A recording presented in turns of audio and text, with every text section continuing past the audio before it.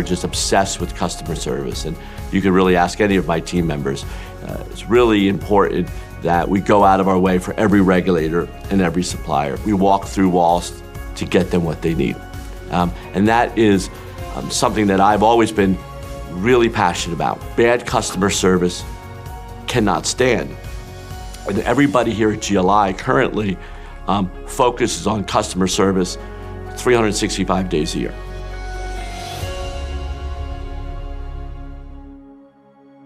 I was working in New York City as a computer programmer when James graduated Lehigh as a computer engineer.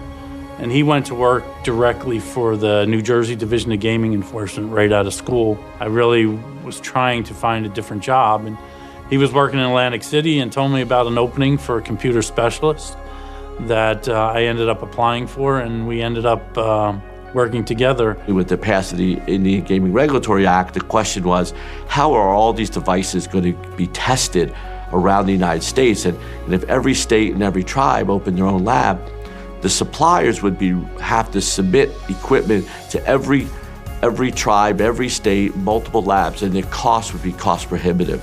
So we thought about modeling our company based on an independent lab where we would essentially be Switzerland and people could send their equipment to a single place where it could be tested against multiple standards. And then we could see that it was happening when we met with the South Dakota Lottery. They had asked us, we'd like you to set up a lab. And I was sort of hesitant at the time because I was in law school, and they really pushed and said, we think you should do this.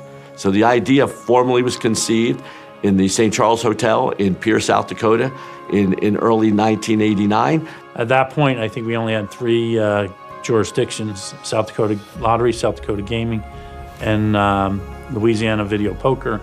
And then our first Native American contract came with the state of Minnesota. The manufacturers actually suggested that we look into worldwide opportunities, and because we were providing a service that they needed and wanted. And if they could submit testing to just one lab instead of multiple labs, it would be beneficial for them as well. And that's when things started to get a little bit busy just for 2 of us. So. I think the first 10 years was super fun.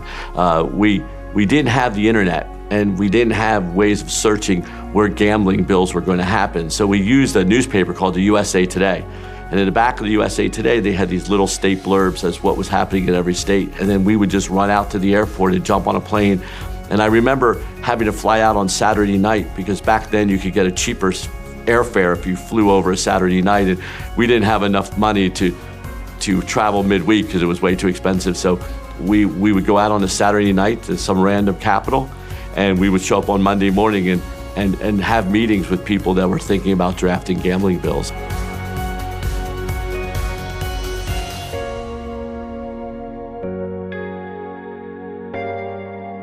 So we were at downtown Toms River, and we started out, I forget the suite number, Suite S, I think it was maybe.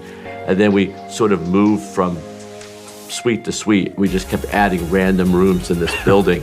And we had all of our employees just scattered all over this building. And then we finally took over the first floor. Right. All the first floor. And then we went from 26 Main Street to 28 to 30. So we just started literally going up and down the block, just renting suites because there wasn't enough room. And then we figured we had to go to Lakewood, or we had to move somewhere. And nothing in Toms River. And the Lakewood people came together with a really good plan. I remember moving into Lakewood thinking, we're never going to fill this building up. Why did we build this huge building?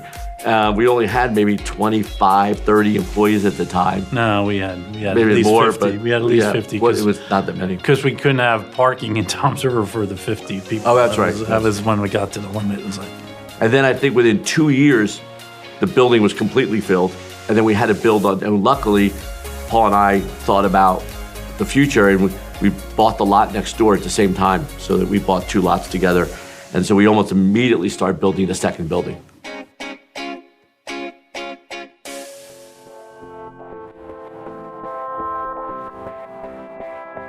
I feel great about the business that we built, but it's the business that we built, right? It's not the business that Paul and I built.